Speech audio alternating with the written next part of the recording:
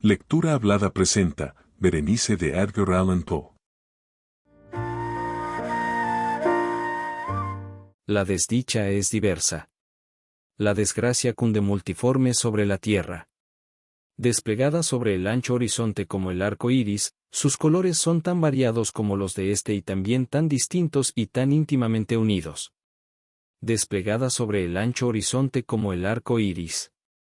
¿Cómo es que de la belleza he derivado un tipo de fealdad, de la alianza y la paz, un símil del dolor? Pero así como en la ética el mal es una consecuencia del bien, así, en realidad, de la alegría nace la pena. O la memoria de la pasada beatitud es la angustia de hoy, o las agonías que son se originan en los éxtasis que pudieron haber sido. Mi nombre de pila es Egaeus, no mencionaré mi apellido. Sin embargo, no hay en mi país torres más venerables que mi melancólica y gris heredad. Nuestro linaje ha sido llamado raza de visionarios, y en muchos detalles sorprendentes, en el carácter de la mansión familiar, en los frescos del salón principal, en las colgaduras de los dormitorios, en los relieves de algunos pilares de la sala de armas, pero especialmente en la galería de cuadros antiguos, en el estilo de la biblioteca y, por último, en la peculiarísima naturaleza de sus libros, hay elementos más que suficientes para justificar esta creencia. Los recuerdos de mis primeros años se relacionan con este aposento y con sus volúmenes, de los cuales no volveré a hablar. Allí murió mi madre. Allí nací yo. Pero es simplemente ocioso decir que no había vivido antes, que el alma no tiene una existencia previa. ¿Lo negáis? No discutiremos el punto. Yo estoy convencido, pero no trato de convencer. Hay, sin embargo, un recuerdo de formas aéreas, de ojos espirituales y expresivos, de sonidos musicales, aunque tristes, un recuerdo que no será excluido, una memoria como una sombra, vaga, variable, indefinida, insegura, y como una sombra también en la imposibilidad de librarme de ella mientras brille el sol de mi razón. En ese aposento nací. Al despertar de improviso de la larga noche de eso que parecía, sin serlo, la no existencia, a regiones de hadas, a un palacio de imaginación, a los extraños dominios del pensamiento y la erudición monásticos, no es raro que mirara a mi alrededor con ojos asombrados y ardientes, que malgastara mi infancia entre libros y disipara mi juventud en ensoñaciones, pero sí es raro que transcurrieran los años y el cenit de la virilidad me encontrara aún en la mansión de mis padres. Sí, es asombrosa la paralización que subyugó las fuentes de mi vida, asombrosa la inversión total que se produjo en el carácter de mis pensamientos más comunes. Las realidades terrenales me afectaban como visiones, y sólo como visiones, mientras las extrañas ideas del mundo de los sueños se tornaron, en cambio, no en pasto de mi existencia cotidiana, sino replemente en mi sola y entera existencia. Berenice y yo éramos primos y crecimos juntos en la heredad paterna. Pero crecimos de distinta manera, yo, enfermizo, envuelto en melancolía, ella, ágil, graciosa, desbordante de fuerzas, suyos eran los paseos por la colina, míos, los estudios del claustro, yo, viviendo encerrado en mí mismo y entregado en cuerpo y alma a la intensa y penosa meditación, ella, vagando despreocupadamente por la vida, sin pensar en las sombras del camino o en la huida silenciosa de las horas de alas negras. Berenice. Invoco su nombre. Berenice. Y de las grises ruinas de la memoria mil tumultuosos recuerdos se conmueven a este sonido. Ah, vívida acude ahora su imagen ante mí, como en los primeros días de su alegría y de su dicha. Ah, espléndida y, sin embargo, fantástica belleza. O sílfide entre los arbustos de Arnhem. O náyade entre sus fuentes.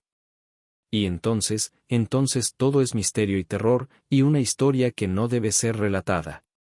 La enfermedad, una enfermedad fatal, cayó sobre ella como el simún, y mientras yo la observaba, el espíritu de la transformación la arrasó, penetrando en su mente, en sus hábitos y en su carácter, y de la manera más sutil y terrible llegó a perturbar su identidad. ¡Ay!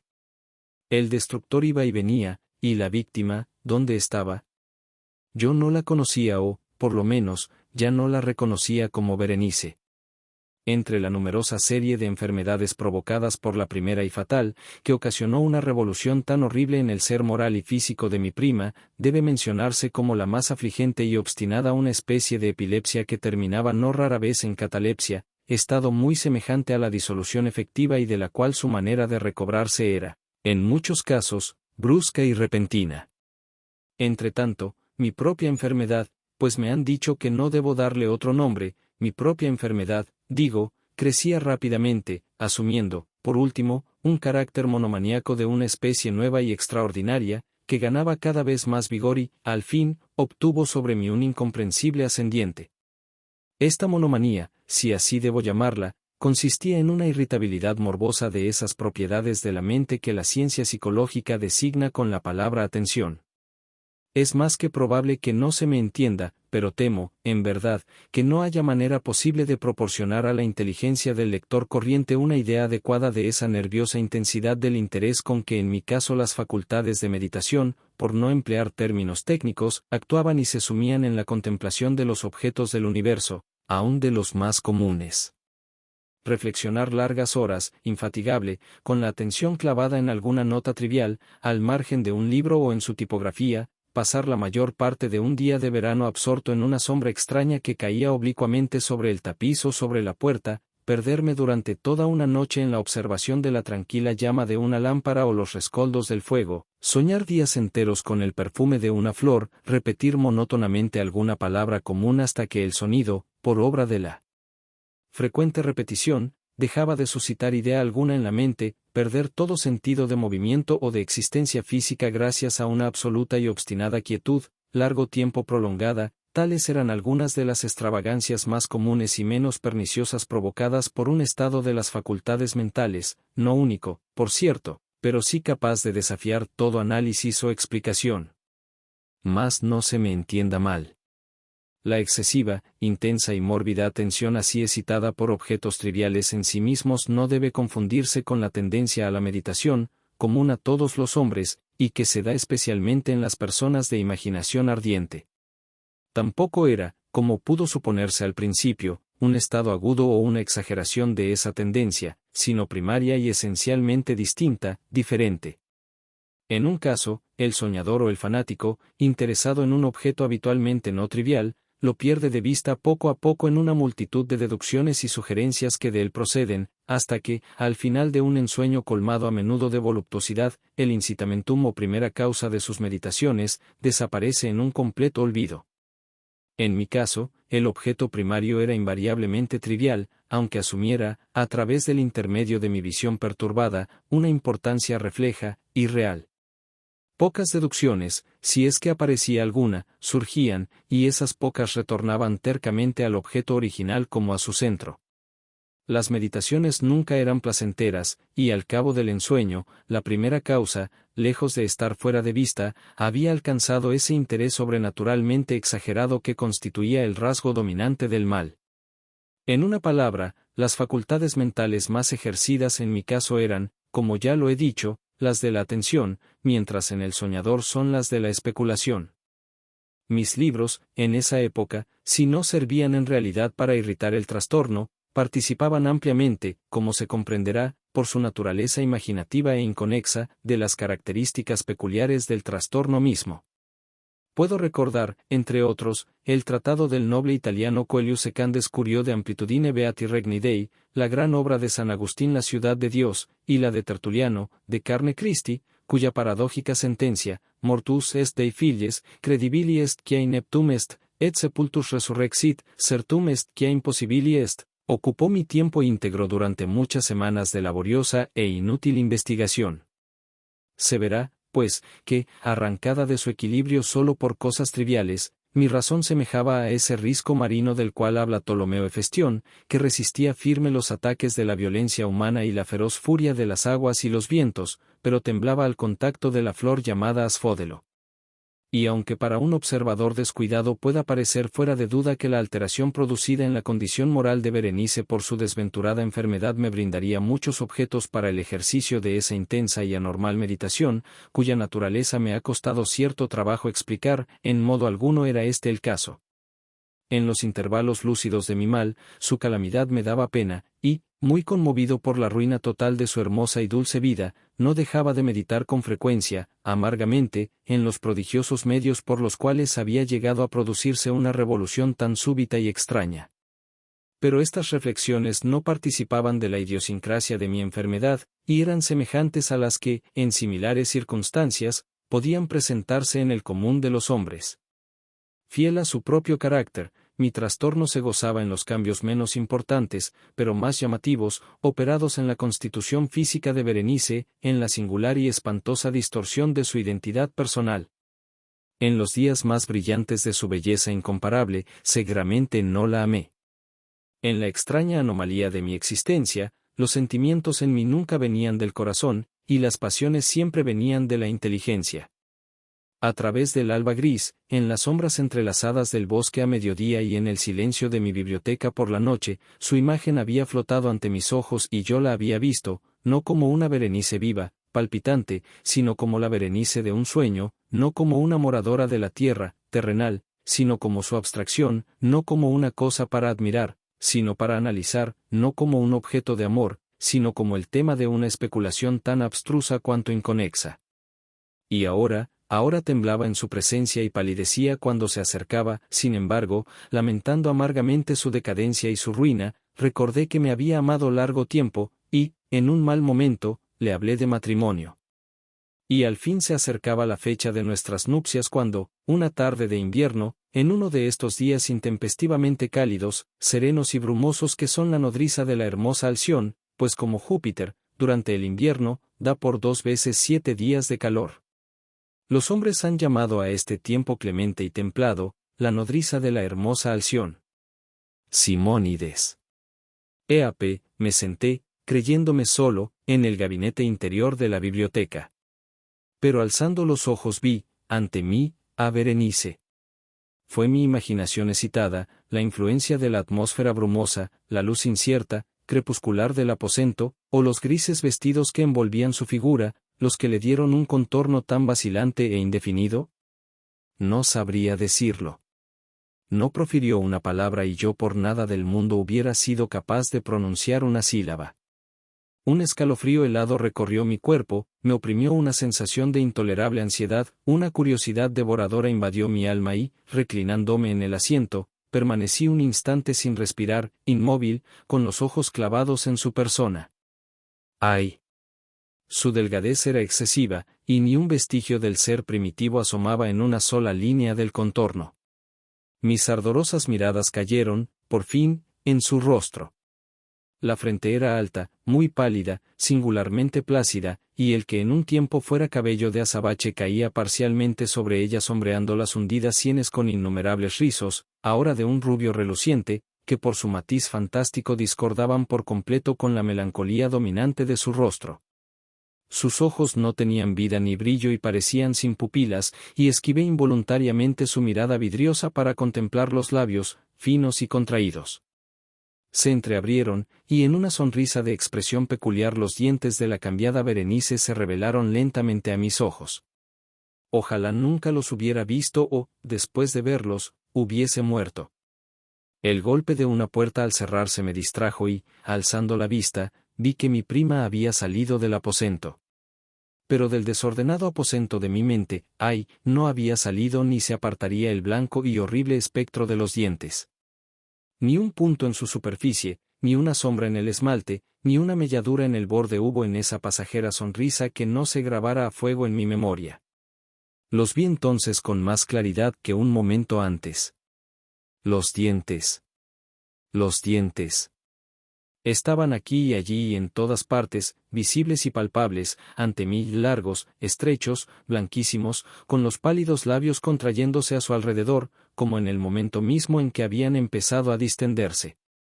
Entonces sobrevino toda la furia de mi monomanía y luché en vano contra su extraña e irresistible influencia.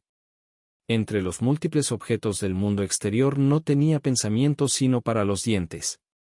Los ansiaba con un deseo frenético. Todos los otros asuntos y todos los diferentes intereses se absorbieron en una sola contemplación. Ellos, Ellos eran los únicos presentes a mi mirada mental, y en su insustituible individualidad llegaron a ser la esencia de mi vida intelectual. Los observé a todas las luces. Les hice adoptar todas las actitudes. Examiné sus características. Estudié sus peculiaridades. Medité sobre su conformación. Reflexioné sobre el cambio de su naturaleza. Me estremecía al asignarles en imaginación un poder sensible y consciente, y aún, sin la ayuda de los labios, una capacidad de expresión moral.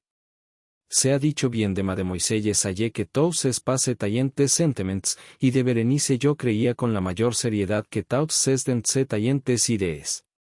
Des idees. Ah, este fue el insensato pensamiento que me destruyó. Des idees. Ah, por eso era que los codiciaba tan locamente. Sentí que solo su posesión podía devolverme la paz, restituyéndome a la razón. Y la tarde cayó sobre mí, y vino la oscuridad, duró y se fue, y amaneció el nuevo día, y las brumas de una segunda noche se acumularon y yo seguía inmóvil, sentado en aquel aposento solitario, y seguí sumido en la meditación, y el fantasma de los dientes mantenía su terrible ascendiente como si, con la claridad más viva y más espantosa, flotara entre las cambiantes luces y sombras del recinto. Al fin, irrumpió en mis sueños un grito como de horror y consternación, y luego, tras una pausa, el sonido de turbadas voces, mezcladas con sordos lamentos de dolor y pena. Me levanté de mi asiento y, abriendo de par en par una de las puertas de la biblioteca, vi en la antecámara a una criada deshecha en lágrimas, quien me dijo que Berenice ya no existía. Había tenido un acceso de epilepsia por la mañana temprano, y ahora, al caer la noche, la tumba estaba dispuesta para su ocupante y terminados los preparativos del entierro. Me encontré sentado en la biblioteca y de nuevo solo. Me parecía que acababa de despertar de un sueño confuso y excitante. Sabía que era medianoche y que, desde la puesta del sol Berenice estaba enterrada. Pero del melancólico periodo intermedio no tenía conocimiento real o, por lo menos, definido. Sin embargo, su recuerdo estaba repleto de horror, horror más horrible por lo vago, terror más terrible por su ambigüedad. Era una página atroz en la historia de mi existencia, escrita toda con recuerdos oscuros, espantosos, ininteligibles. Luché por descifrarlos, pero en vano, mientras una y otra vez, como el espíritu de un sonido ausente, un agudo y penetrante grito de mujer parecía sonar en mis oídos. Yo había hecho algo. ¿Qué era? Me lo pregunté a mí mismo en voz alta, y los susurrantes ecos del aposento me respondieron, ¿qué era? En la mesa, a mi lado, ardía una lámpara, y había junto a ella una cajita. No tenía nada de notable, y la había visto a menudo, pues era propiedad del médico de la familia. Pero, ¿cómo había llegado allí, a mi mesa, y por qué me estremecía al mirarla? Eran cosas que no merecían ser tenidas en cuenta, y mis ojos cayeron, al fin, en las abiertas páginas de un libro y en una frase subrayaba, dicebant mi iso dales y sepulcrum amicae visitarem, curas meas aliquantulum for levatas. ¿Por qué? Pues, al leerla se me erizaron los cabellos y la sangre se congeló en mis venas. Entonces sonó un ligero golpe en la puerta de la biblioteca, pálido como un habitante de la tumba, entró un criado de puntillas. Había en sus ojos un violento terror y me habló con voz trémula, ronca, ahogada. ¿Qué dijo? Oí algunas frases entrecortadas. Hablaba de un salvaje grito que había turbado el silencio de la noche, de la servidumbre reunida para buscar el origen del sonido, y su voz cobró un tono espeluznante, nítido, cuando me habló, susurrando, de una tumba violada, de un cadáver desfigurado, sin mortaja y que aún respiraba, aún palpitaba, aún vivía. Señaló mis ropas, estaban manchadas de barro, de sangre coagulada. No dije nada, me tomó suavemente la mano, tenía manchas de uñas humanas.